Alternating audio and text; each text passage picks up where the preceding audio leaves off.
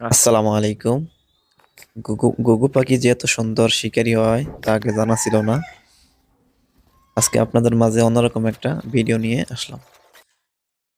কিছুদিন আগে বাঁশবাগানে বাঁশ কাটতে গিয়ে একটি ঘুঘুর বাসা ভেঙে নিচে পড়ে যায়। বাসাটিতে একটি মাত্র ঘুঘু ছানা ছিল।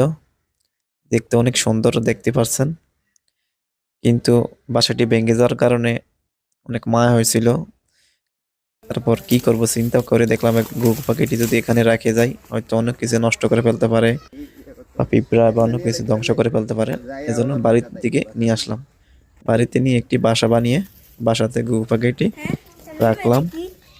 এরপর ওর পছন্দের খাবার আস্তে আস্তে খাওয়াইতে লাগলাম। খাওয়াইতে খাওয়াইতে এক সময় ঘুঘু পাখিটা অনেক বড় হয়ে যায়।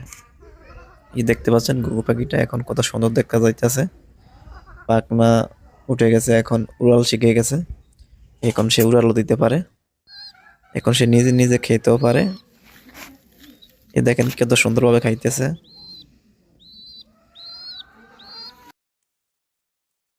আসলে ভালোবাসা দিয়ে সবকিছুই অর্জন করা যায়। দেখেন এই পাখিটা দিয়ে আমাদের অনেক কিছু শিক্ষণীয় আছে।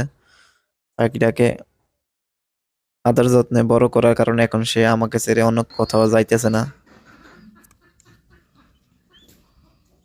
আমার ফেসবুকের পাখি প্রেমিক ভাই বোনদেরকে একটু কমেন্টে দেখতে চাই, কারা কারা পাখি পালা পছন্দ করেন। আসলে পাখিটাকে এখন কি করবো, এখন কি বড় হলে ছেড়ে দেবো না নিজের কাছে রেখে দেবো? সবাই কমেন্ট করে জানাবেন। পাখিটাকে অন্য কোথাও ছেড়ে দিলে সে উড়াল দিয়ে আমার কাঁধে এসে বসে। সে কোথাও যায় না, কোথাও রেখে গেল উড়াল দিয়ে আমার কাছে চলে আসে। আমার দেখায় অন্য কেউ আবার পাখি পালতে যাবেন না। আসলে পাখিটা আমি ইচ্ছা করে পালন করি নাই, একটা অ্যাক্সিডেন্টলি পাখিটার বাসা ভেঙে যায়। এজন্য আমি বাড়িতে নিয়ে আসি। এরপর আস্তে আস্তে নিজে খাওয়াইয়ে বড় করতেছি। দেখি বড় হলে পাখিটাকে ছেড়ে দেব। সম্পূর্ণ ভিডিওটি দেখার জন্য সবাইকে ধন্যবাদ।